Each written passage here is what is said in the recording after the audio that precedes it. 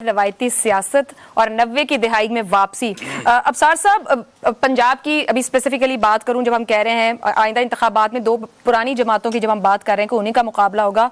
सबका फोकस पंजाब है और यही बार बार कहा जाता है कि तख्ते पंजाब की सारी जंग है। IPP, PTI, Pakistan peoples party, अगर ये सब अपना पूरा जोर लगा रहे हैं, असर और रसूख बढ़ा रहे हैं, तो नून का जो सियासी मुस्तकबिल है वो तो फिर पंजाब में मुकम्मल स्टेक पर है और है भी यहीं पर सिर्फ फिलहाल तो जो दिखाई देते हैं उनका दमखम। देखिए, पॉलिटिकल साइंस का स्टूडेंट होने के नाते मैं अपनी ख्वाहिश को ख़बर बना के एक ऐसी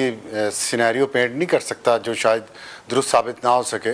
मैं इस सूरत हाल को बड़ी दिलचस्पी से देख रहा हूँ और जो PTI का ये दावा है कि दावा तो PTI का भी यही था कि वो गैर रवायती सियासत लेके इस मुल्क में उतरी है और उस गैर रवायती सियासत का नाम अगर वही है जो हमने जर्नैलों को, जजों को, सियासतदानों को, मीडिया को गालियां पढ़ते देखी और जो 9 मई को हमने देखा जिस तरह घरों में घुस के उन्होंने आग लगाई है, अगर ये गैर रवायती पन है तो मेरा ख्याल है कि वो तो नाकाम हो गया है। और PTI के जितने दावे आज तक हुए हैं और PTI के जो बानी हैं इमरान खान, उनके जितने दावे थे आज तक, अब बदकिस्मती से वो दावे उनके गलत साबित हुए, जिस पे जर्नैल भी शर्मिंदा है, जज भी शर्मिंदा है, दानश्वर भी शर्मिंदा है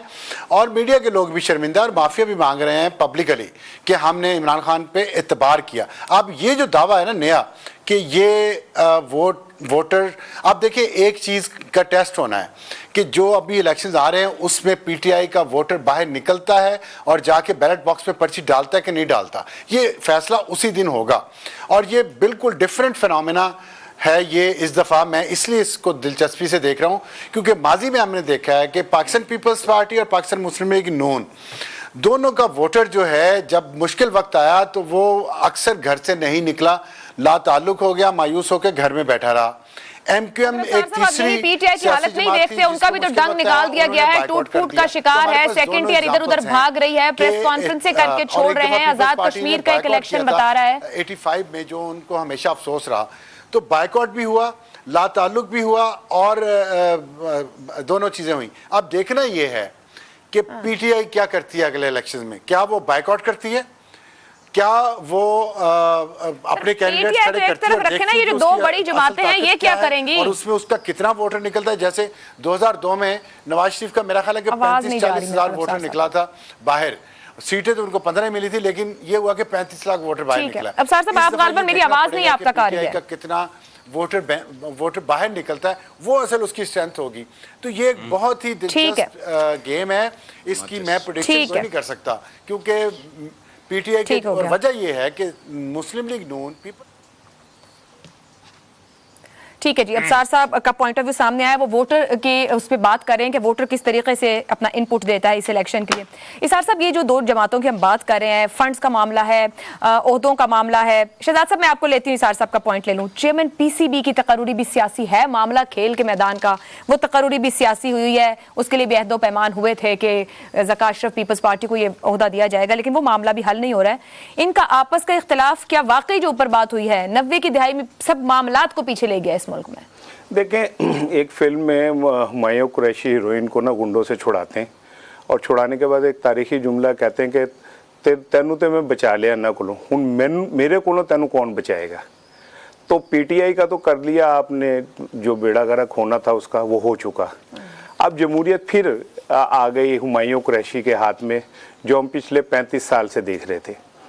मुझे ज़रा अच्छा लगेगा, ज़रा वो पुराने डायलॉग सुनने को मिलेंगे कि मैं गले में वो रस्सी डाल के तुम्हें घसीटूंगा सड़कों के ऊपर, पीपल्स पार्टी मोहतरमा बेनज़ीर भुट्टो के साथ होने वाली ज़्यादतियाँ दोहराएगी, ज़ियाउल हक के नाम पे नवाज शरीफ साहब को लताड़ेगी, यहाँ से वो कहेंगे कि ये वही चोर हैं और ये तो अंग्रेज़ों के कुत्ते निलाते थे। तो ज़रा माहौल बड़ा मज़ेदार, दोबारा से फिल्म की एक वापसी होगी, रिवाइवल, टार्जन की जैसे वापसी हुई थी, मौला जट की वापसी हुई थी, वैसे 1990 के खूबसूरत डायलॉग्स की जो है वो वापसी शुरू होगी।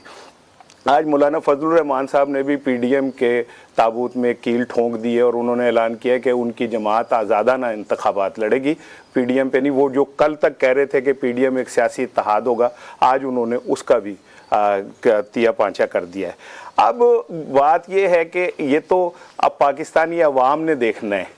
کہ کل تک جو لوگ شیر و شکر ہوئے تھے آج پی ٹی آئی کے کلا کمے کے بعد بظاہر اب وہ پھر دوبارہ اسی جگہ جا رہے ہیں، تو کیا ہم اتنے ہی بیوقوف لوگ ہیں کہ ہمیں ایک فلم بلیک اینڈ وائٹ اسے کلر کر کے دوبارہ دکھائی جائے اور ہم اس کی ٹکٹ لے کے اس کے پیچھے پیچھے بھاگتے پھریں گے؟ اور کیا پاکستانی عوام کا مقدر صرف یہی رہ گیا ہے کہ ہمیں نعروں کے ذریعے اور میڈیا کی چکا چوند کے ذریعے ایک دفعہ پھر اسی جگہ لا کے کھڑا کر دیا جائے، کھوتی نو بورڈ تھلے کھڑا کر دیتا جائے جہاں پہ ہم آغاز میں چلے تھے؟ کیا ہم کوئی وہ کھیل رہے ہیں، لڈو کھیل رہے ہیں جہاں پہ ہم سیڑھی پہ چڑھتے ہیں 99 پہ آ کے کوئی ہمیں ایک ڈنک مارتا ہے اور ہم پھر 0 پہ آ کے کھڑے ہو جاتے ہیں؟ اور اگر پاکستان کا مقدر نواز شریف صاحب اور آصف علی زرداری صاحب کے ہی ہاتھ میں تھا تو پھر اتنا ڈھپانگ کرنے کی ضرورت کیا تھی؟ یہ بھی اچھا سوال ہے۔ یہ سارا کچھ کنٹینیو رہنے دیتے، اگر یہ واپسی میں لا کے انہی کے ہاتھ میں سارا کچھ پاکستان کو دینا تھا تو پھر یہ اتنے لوگوں کی زندگیاں برباد ہو گئیں، اتنے گھرانے تباہ ہو گئے۔ آپ کہہ رہے ہیں دینا تھا ہاتھ میں، تو اس کا مطلب ہے کبھی بھی عوام کے ہاتھ میں تو تھا ہی نہیں، پھر آپ عوام کا سوال ہی کیوں کر رہے ہیں؟ بالکل ٹھیک کہہ رہی ہیں آپ، کبھی بھی نہیں تھا عوام کے ہاتھ میں۔ بالکل آپ ٹھیک کہہ رہی ہیں، میں آپ کی بات سے، آپ نے جو ابھی انٹرو میں جو باتیں کی میں سمجھتا ہوں کہ اگر وہی کوئی پراپرلی سمجھ لے تو ہمیں پاکستان کی سیاست کی ڈائنامکس جو ہیں وہ سمجھ آ جائیں۔ اور زرداری صاحب ہوں یا نواز شریف صاحب ہوں، ان کی ایک خوبی ہے کہ انہوں نے کبھی اصولوں پہ سودا نہیں کیا، جب بھی کیا بے اصولی کے اوپر سودا کیا۔ اور آج اگر یہ ایک دوسرے کے مخالف ہوں گے تو پھر یہ سوال تو بنتا ہے، آپ نے بھی کرنا ہے، میں نے بھی کرنا ہے، کہ اگر آج آپ پھر ایک دوسرے کے کیڑے نکال رہے ہیں تو یہ جو 4 سال تھے یہ کون سا خوف تھا جس نے آپ دونوں کو اکٹھے رکھا؟ ٹھیک ہے جی، شہزاد صاحب آپ کچھ کہنا چاہ رہے تھے؟ وہ ابصار نے ذکر کیا 9 مئی کا اور تحریک انصاف کی سیاست کا، وہ بالکل صحیح باتیں کہہ رہے ہیں کہ روایتی اور غیر روایتی کی جو پہچان ہے وہ کس طریقے سے ہوگی، لیکن یہ ایک حقیقت ہے، اس کو نہ ابصار جھٹلا سکتے ہیں۔ میں تو اتنا پڑھا لکھا نہیں ہوں جتنے ابصار ہیں پولیٹیکل سائنس کے اندر، لیکن میں صرف یہ ذکر کرنا چاہتا ہوں کہ دنیا بھر میں سیاست تبدیل ہو چکی ہے۔ یورپ کو دیکھ لیجئے، امریکہ کو دیکھ لیجئے، ٹرمپ پھر سے دروازہ کھٹکھٹا رہا ہے صدارت کا۔ یہ غیر روایتی سیاستدان ہے اور اس کی بے شمار وجوہات ہیں، اور یہ اس کے اوپر لٹریچر بھرا پڑا ہے، آپ پڑھیں اس کو اور آپ دیکھیں کہ کیا وجوہات ہیں کہ سیاست کیوں تبدیل ہو رہی ہے دنیا بھر کے اندر۔ اس لیے پاکستان بھی اسی دنیا کا حصہ ہے اور پاکستان میں بھی روایتی سیاست ہٹے گی، اس کو ہٹنا پڑے گا، مجبوری ہوگی، کیونکہ معیشت کو بدلنا ہوگا، کیونکہ معاشرت کو بدلنا ہوگا، معاشرت بدلے گی،